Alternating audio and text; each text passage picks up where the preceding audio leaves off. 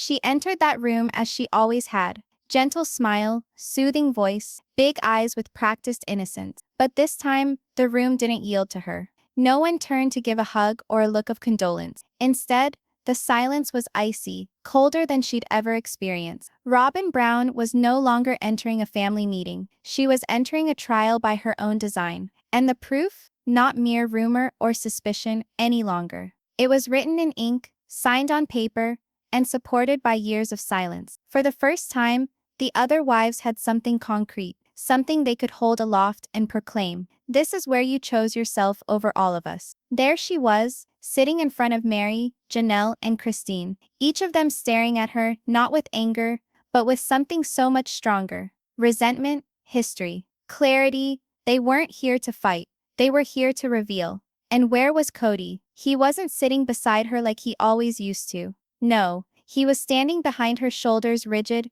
jaw clenched, knowing full well that all the things he had worked so hard to keep secret were finally coming unraveled. The favor, the favoritism, the illusion of balance, it was all crumbling in, and Robyn was left to take the blame. This wasn't a courtroom, but it might have been. The truth was being tried, and Robyn Brown was going to be dispossessed of the only thing that had ever safeguarded her all these years, the illusion of mutual loyalty. Because loyalty is only legitimate when it's mutual. And theirs wasn't. Janelle leaned in first, putting a manila envelope on the table. This, she said firmly, is the 2014 property transfer agreement. It shows that Kody granted Robyn legal rights over everything. Not only her house, not only money guardianship, but rights over the family trust. Christine continued, we never knew why the rules kept changing after she arrived. Why all of a sudden we needed to get permission for things we never did before. Turns out, we were never insane.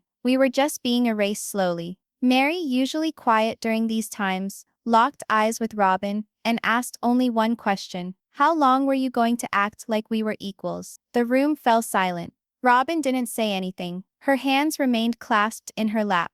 Her lips quivered, but the words wouldn't escape. And that's when Kody got up, not to defend her, but to defend himself. I did what I needed to do to protect the family, he stated. But the words sounded hollow. Because everyone knew, if he wanted to protect the family, he would have protected all of them, not one. This wasn't about keeping anyone safe. This was about control. Garrison's name was brought up next. His tone had always been cutting when discussing the favoritism. He'd known the cracks existed before most of them were prepared to acknowledge they did. But with his absence, the truth was even more crushing. What would he have done, sitting in this room? Perhaps nothing. Perhaps everything. Perhaps a mere, I told you so. Robyn finally spoke, and it wasn't what they anticipated. I was afraid, she whispered. I didn't know where I was at. I thought if I had my position in the law, I could make it through. Meri answered softly. Making it through doesn't equal betrayal. Robyn, you didn't have to trample on us in order to make it through. But the very creepiest part was when Christine got up, went to the center of the room, and set down a duplicate of one of the family photos on the table. See this, she said. This is the last picture we ever took where we all smiled and thought we were a unit. After this day, it was already over. We just didn't realize it yet.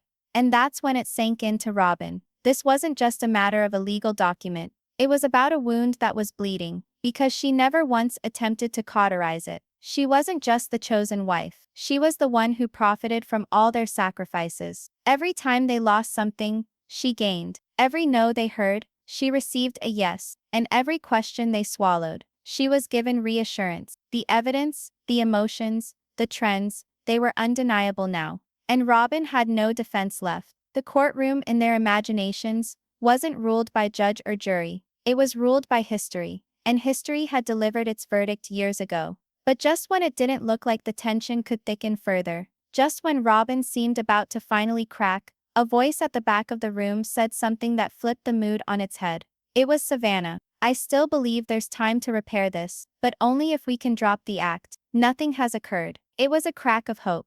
A reminder that even in broken systems, there's a chance for repair, but not if you keep lying about where it's broken. What happens next may not heal everything, but it might finally stop the bleeding. The quiet that followed Savannah's statement hung like a thread, thin and perilous. Everyone sensed it, a change in vibration. Something had altered.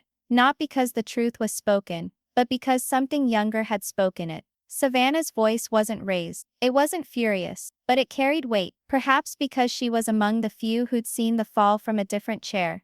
A little to the side, but close enough to be burned by the ash. And now, she wasn't demanding apologies, she was demanding reality. Robyn's gaze flitted towards her. Her lips opened, as if she wanted to speak, but changed her mind. Her normal tricks, the tears, the gentle voice, the hurt looks, were no longer effective in this room. Not when everyone was familiar with the game. Kody leaned back in his chair. He did not enjoy when the children got in on it. Not like this. They were meant to be diversions, expressions of love, not memories of where things fell apart. But now even the generation below him was standing in front of him holding up mirrors to his decisions. Christine moved forward once more, setting the legal paper beside the family picture. "Let's read it aloud," she said quietly. Robyn winced. "Please, not that."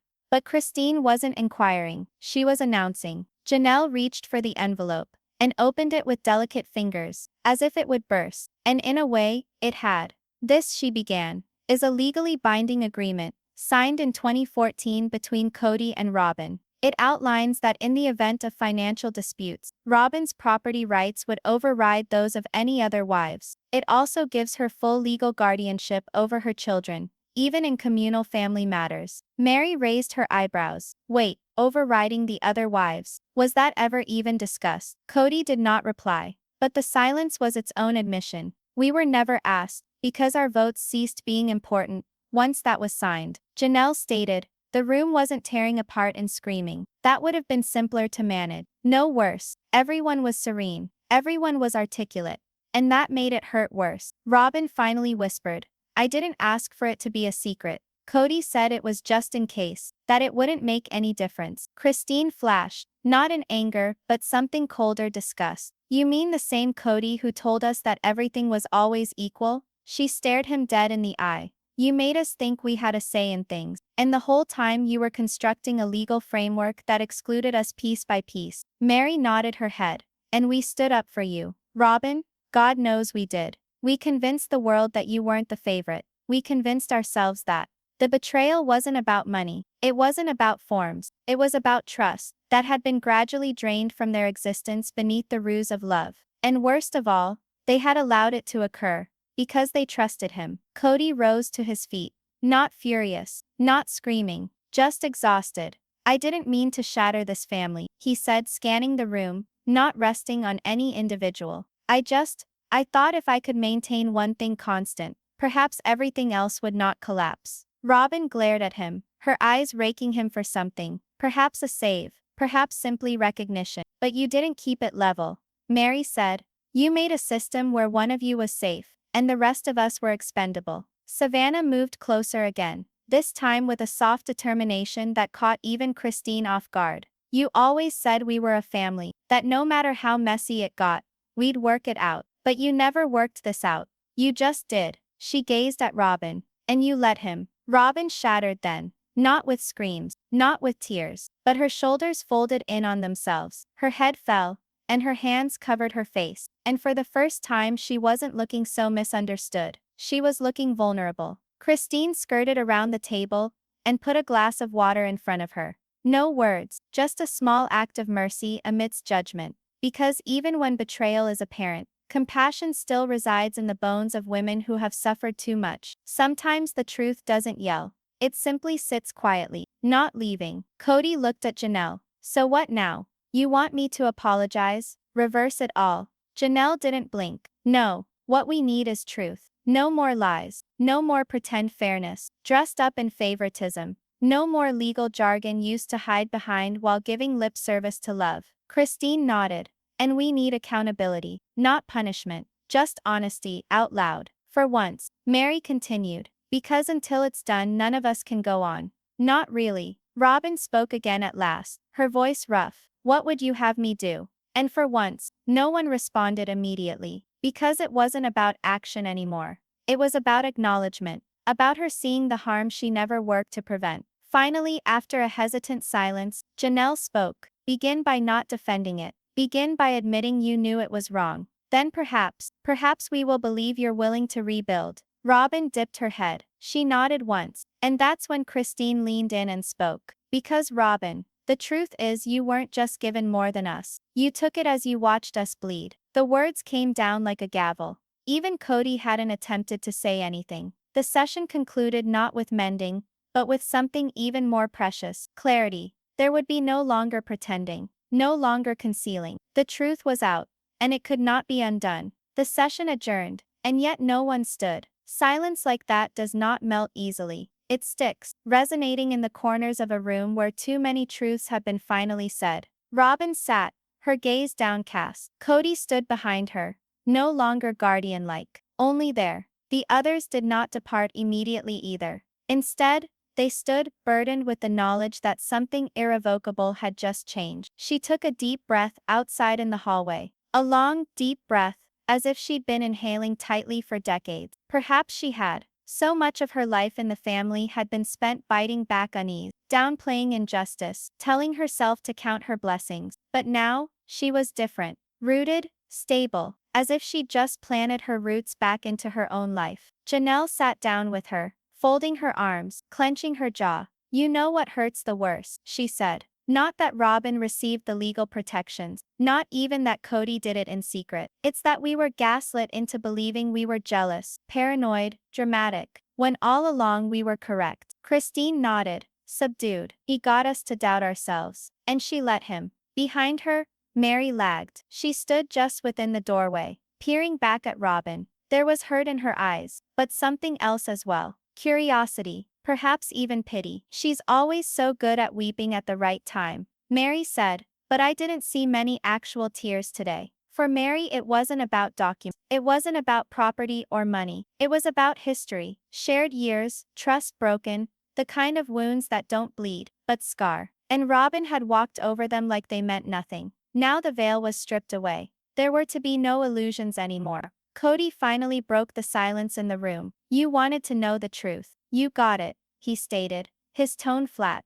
"Now what?" Robyn faced him, her complexion pale. "You're asking me that?" Kody didn't respond. He simply passed by her, out the door, and down the hall without a word. For once, he didn't take her hand. He didn't protect her. He didn't even glance back. That was new, and it scared her. The next day, the wives gathered again, this time sans Kody or Robyn. It wasn't an official meeting. No courtroom drama, no evidence to be put on the table. Just patio coffee, the type they once shared back in the day when life was simple, or at least when life felt simple. Christine agitated her tea. "You know what I've come to think about? Robyn never built with us. She just inherited." Meri's eyebrow went up. "Say more." "She arrived on the scene after the difficult years. After we'd already raised children together, relocated states together, sacrificed together. She didn't lay the foundation. She just put up curtains in the living room." Janelle laughed bittersweetly, "and then locked us out of the house." That made Meri smile, but only for a second. "It's weird," she said. "Part of me still wants to believe she didn't mean to do it. That maybe she really was just scared." Christine looked up. "Scared people don't sign papers behind everyone's backs. Scared people don't rewrite trust documents with loopholes. Scared people ask for help." Robyn asked for control. Janelle nodded. "The reality is, she never desired sisterhood. She desired protection, and Kody provided that on a promise of loyalty." Christine sat back, unseeing loyalty. "And now, she's about to lose the thing she struggled so to possess." They all remained silent once more. It wasn't happy. There wasn't pleasure to be gained in seeing someone stumble, even if that someone had been instrumental in orchestrating their suffering. But there was a feeling of dawning, a knowing that the family they'd worked so diligently to hold together had been dead for years. What they were actually doing now was not struggling to maintain it. It was, at last, deciding to abandon the wreckage. At the same time, Robyn sat alone in her bedroom, the signed documents still on her dresser. She'd read them 3 times since the argument. Each sentence now felt like a betrayal to someone, and perhaps it was. Her children had picked up on it too. The silence, the tension, the way she felt smaller these days, as if something in her had folded in. She had believed that the legal safeguards would be calming. Instead, they had revealed all that she feared to confess. She had never trusted the sister wives. And worse, she had never allowed them to trust her. She walked back and forth across the floor, memories rushing in. The manner in which Christine would invite her children over for movie night.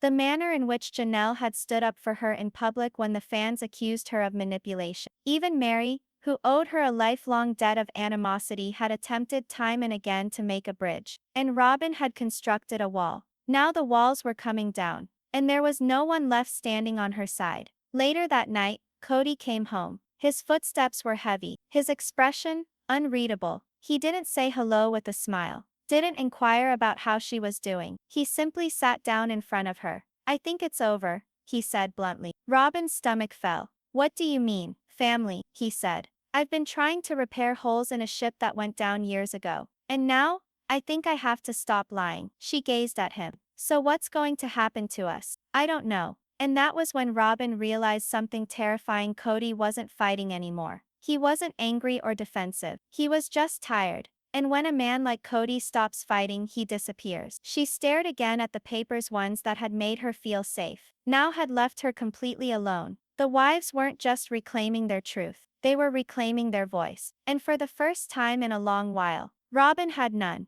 The last time they all gathered in the same room, it was not a formal court-like showdown, but it might as well have been. The room had been transformed, so had the atmosphere. What was once a living room had now become more of a chamber of final hearing, where old tales came to their end and new ones insisted on being penned. Robyn came first, not late, not in hiding, early enough only to have her discomfort all to herself before someone else might even offer it to her. No makeup that day, no perfectly coiffed waves in her hair, no smile, just a silent face and weary hands clasped in her lap. If anything, she resembled a woman waiting in the wreckage of what she had believed she had in command. Christine followed, and she didn't hesitate. Not even a second glance in Kody's direction, not a second look in Robyn's direction. She walked directly to her seat and laid out a notebook on the table, full, worn, underlined. It was her own journal. A record of each moment she'd doubted her own value. Each time she'd accepted the story that she simply wasn't enough. That notebook weighed more than its appearance. And it wasn't paper.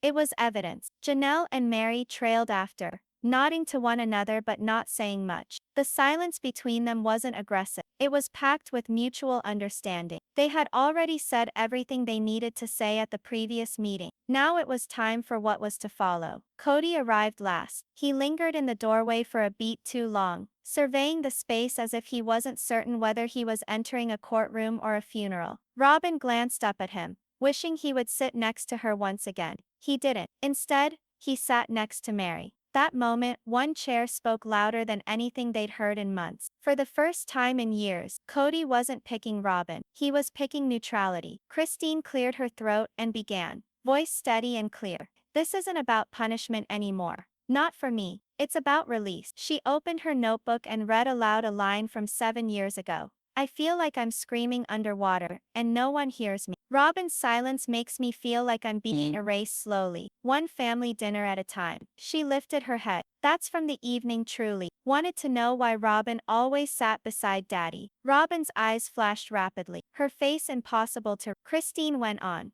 "I said to myself, I'm dreaming this. That seating charts don't count. But they do. Everything counts. Every movement speaks volumes. And mine was always the tale of the extra." Janelle leaned forward. "That's what we all became. Extras. Supporting roles in a love story we weren't even invited into." Meri nodded. "We weren't wives. We were props. Background." Robyn finally spoke. "I didn't ask for." Christine cut her off with a sharp tone. "You didn't have to. You benefited. And then you stayed quiet." The words didn't ricochet. They sank into every wall, every breath, every silent corner of the past 15 years. And then Christine did something no one anticipated. She got up, took a crumpled piece of paper out of her notebook, and put it down on the table in front of Kody. "What's this?" he asked. "It's a letter," she said. "I wrote it last night. It's all the things I wanted to say angrily throughout the years, and didn't. But today I have to say it all. Not to hurt you, to release myself." Kody hesitated. Then he opened it. He read quietly. "It started like this. You loved me once. I know you did. And perhaps that love died because I grew in, or perhaps it was because you found someone more pleasant. But what shattered me wasn't the end of your love. It was your silence when I drowned." His hands trembled slightly by the third paragraph. His jaw clenched by the fifth. and by the end he didn't say a word. Christine exhaled and sat back down. I'm not angry anymore, she said softly. But I'm not quiet anymore either. Healing didn't require anyone's permission. But speaking it out loud, that required courage. Robyn looked at the table, as if something on the wood grain might rescue her. And that's when the door creaked open. They all turned. It was in Aurora, Robyn's daughter. She appeared anxious but resolute. I need to say something, she announced in barely above a whisper. Robyn attempted to beckon a treat. Sweetheart, this isn't for, I know, Aurora said. But it's about me too. It always was. Kody seemed dumbfounded. The others paused. Aurora went to the middle of the room and removed a folded letter from her pocket. Smaller than Christine, but handwritten, delicate. She read, I used to believe our family was tight, that my mom was the victim of everybody else's envy. But now, I do things differently. I saw how the other mothers made room for us, how they attempted, and how we never did the same in return. I'm sorry. Everyone stiffened. Robyn's face crumpled, not into a cry, into something more profound. Realization. I didn't know you felt that way, she whispered. Aurora glanced at her mother, eyes tearing but courageous. I didn't know either, until I overheard them, until I quit defending you and began listening to them. She glared at Christine, Janelle, and Meri. Thank you for attempting, even when we didn't see it. Christine stood, shocked, but grateful. She hugged Aurora, and for a moment time stopped. No recrimination, no resentment, just one moment of grace. Sometimes healing comes not from those who've hurt us, but from those who saw the truth and decided to speak it anyway. As Aurora left the room, the energy had changed again. Not lighter, not heavier, just more real. Robyn at last stood. Her voice cracked. I don't know how to undo the damage. I don't know how to be anything other than what I've been. Janelle regarded her. Then begin by being honest. Not with us. With yourself. Robyn nodded, speechless. Kody tucked Christine's letter back onto the table. I don't know what comes next, he admitted. But I think this honesty, it's the first real thing we've had in years, Christine said. It's not the first, it's just the first you heard. And so the session came to a close, not with gavel or applause, but with the subtle click of shutting down. The house was colder the following morning, not due to the weather, but because something had changed irreversibly. The air was no longer heavy with tension, it was less noisy, quieter, as if the truth had come raging like a tempest, and now the wreckage lay exposed for everyone to witness. Robyn did not descend downstairs for breakfast. She'd hardly said a word since Aurora read that letter. Her own daughter had reflected the disappointment of the family, and Robyn didn't know how to bear that. She had made her identity about being misunderstood, about being attacked, but now, nobody was attacking her. They were just finished with shielding her. She stared out the window for what felt like an eternity that morning, watching nothing, just thinking, remembering. All those years sitting next to Kody with the others watching, all the unwritten rules, all the justified choices, the paperwork, the tears, the pedestal. It had all seemed necessary back then, like survival. But what if it wasn't? What if it had been selfishness, encased in the gentle folds of victimhood? And what if the others were right? She couldn't give an answer yet. But the question alone was enough to dismantle her. Sometimes, truth doesn't scorch you because it's boisterous. It sears you because it's unobtrusive and inescapable. That afternoon, she shocked everyone. She requested a meeting. Kody wasn't informed until he entered the room. He had thought it was round 2 of drama. Another confrontation to get through. But when he looked at Robyn standing there, calm, composed, no tissues in hand, he sensed something was off. Christine, Janelle, and Meri were already seated. No anger in their faces, only preparedness for whatever lay ahead. Robyn stood before them with nothing in her hands. No papers, no defenses, just her own voice. I want to speak, she told him. Not to defend myself, not to win, just to be honest. Christine leaned forward a little, interested, but guarded. Robyn's voice broke only once, then steadied. I spent years thinking I was being left behind, that regardless of how nice I was, I'd always be the outsider. But now I understand. I wasn't left behind. I kept myself out. I observed you all bearing the burden, and let myself think that I was the one struggling. Janelle's expression softened, but she didn't respond. I let Kody make me feel like I deserved better, that my comfort was free. but it wasn't. It was paid for in your silence, your absence, your heartbreak. She glared directly at Meri. I watched you cling by threads. I let you stand up for me when the world labeled me a homewrecker. I never said thank you. I never said sorry. Meri blinked, not tears, just shock. Robyn turned to Janelle. You bore financial burdens that were meant to be shared. I ignored it happening. I turned my head. And I'm ashamed. Janelle nodded slowly, lips clamped. And then, to the surprise of everyone, Robyn went over to Christine. I judged you most, she told him. I envied your strength, your independence, because it made me feel small. So I created you as the bad guy in my mind. But you weren't. You were the only one brave enough to get out when the house was burning. Christine's eyes didn't well. They brightened. Do you want forgiveness? She asked. Simply, no. Robyn replied. I want to finally gain your respect. The room came to a standstill. Kody made a throat-clearing sound. This is admirable, Robyn, he said. But it doesn't alter the fact that they left us. That they… No. Robyn interrupted him. It was the first time ever that she did so in public. No more sugarcoating it. They didn't leave us. You left them, and I stood by and watched you do it. Christine slowly turned to Kody. How long have you been waiting for her to say this? Because the response was too long.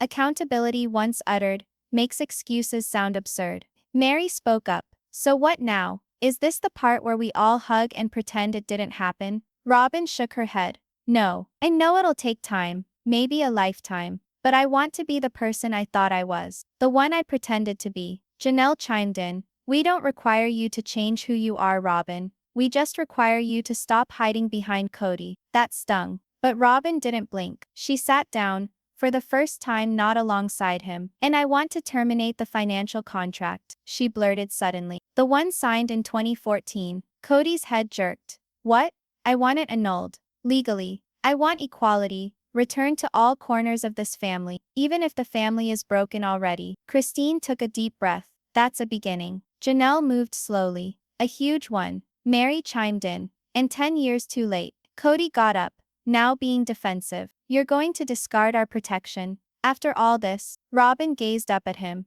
It wasn't ever our protection. It was mine. And it was taken from them. He glared at her as if she'd transformed into a stranger. And perhaps she had. Because the woman standing before them now wasn't weeping for sympathy. She stood in her truth, and it unsettled Kody. He sat down, hard. For the first time, he didn't have dominion of the room. Christine leaned forward. You know what's ironic? I didn't expect to come today and get closure. I came to bear witness to consequences. She smiled, without malice, but peace. And somehow, Robyn, you gave us both. Robyn's eyes filled. But she didn't cry. Instead, she whispered, I just want to stop living in a house built on secrets. And with that, the structure they'd all lived in finally began to fall. Not in chaos, but in truth. The wives didn't leave as enemies. They left as survivors. Robyn stayed seated, for a long time after they left. And Kody, he didn't follow them. Not because he didn't want to, but because, for once, he wasn't invited.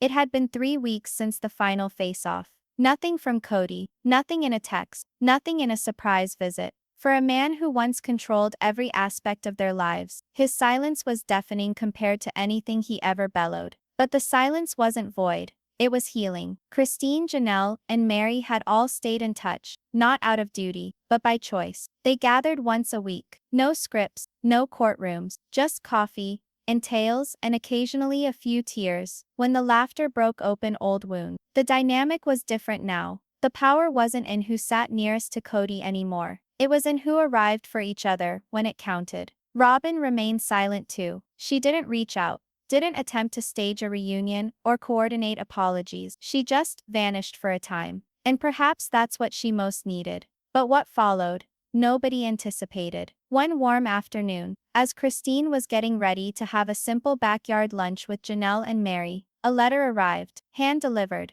No envelope, just folded paper taped up, and her name scribbled in Robyn's handwriting. Christine did hesitate before opening it. One page inside, short, honest. You owe me nothing. I just wanted to leave you something authentic. No lawyers, no signing, just a plain truth. I saw you, always saw you. I simply did not know how to pay you honor and protect myself at the same time. I want to rectify that. I'm returning everything I unfairly received. Land, shares, The retirement plan. I'm doing it not to gain your mercy, but to live guilt-free. Christine looked at the words for what felt like an eternity, and this time, she trusted them. Forgiveness isn't always a deed, it's a silent choice to no longer hold someone else's burden. Christine didn't weep that day. She didn't toss the letter in the trash either. She folded it up and put it in her notebook, between the pages that had previously contained hurt and now contained freedom. When Janelle and Meri came over,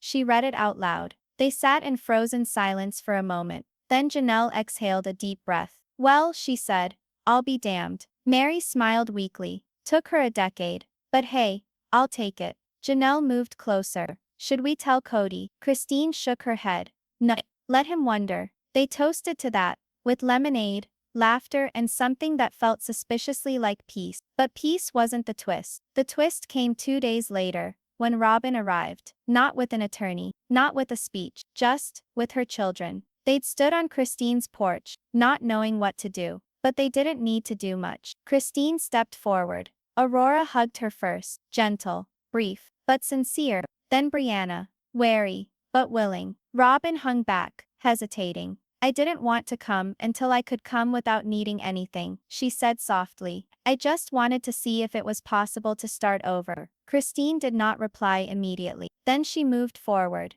arms folded. "This is not a fairy tale, Robyn. There's no happy ending. I know, and we're not going back to the way things were. I don't want that." Christine hesitated again, then opened the door. "But if you're serious about arriving without a spotlight, there's a seat at the table." Robyn nodded, and for the first time in a very, very long time, she didn't cry, she smiled. Sometimes redemption isn't given. It's taken in the little clumsy moments when you prioritize humility over habit. Behind closed doors, the conversation was awkward, clumsy even, but it was real. Later that week, Kody finally called. A group text. Brief, predictable. "I think we should all get together. Hash it out like adults." No response. Until Meri, 20 minutes later. "We already have. You just weren't paying attention." And that was the last post on the group thread. Christine closed it out. The actual final shot didn't belong to him. It belonged to them. To the women who had been silenced, who had loved too hard, given too much, and finally stood up, not to tear down, but to rebuild. A few weeks afterwards, Christine hosted dinner.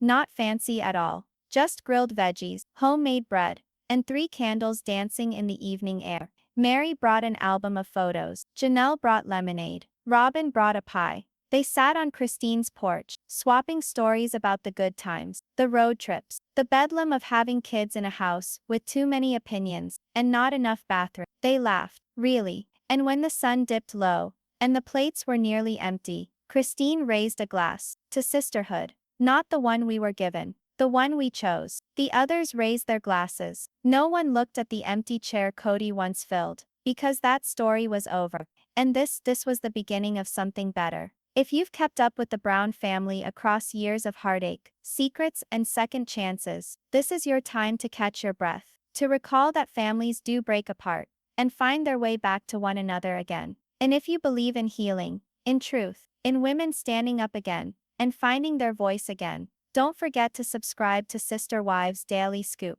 because we're just beginning.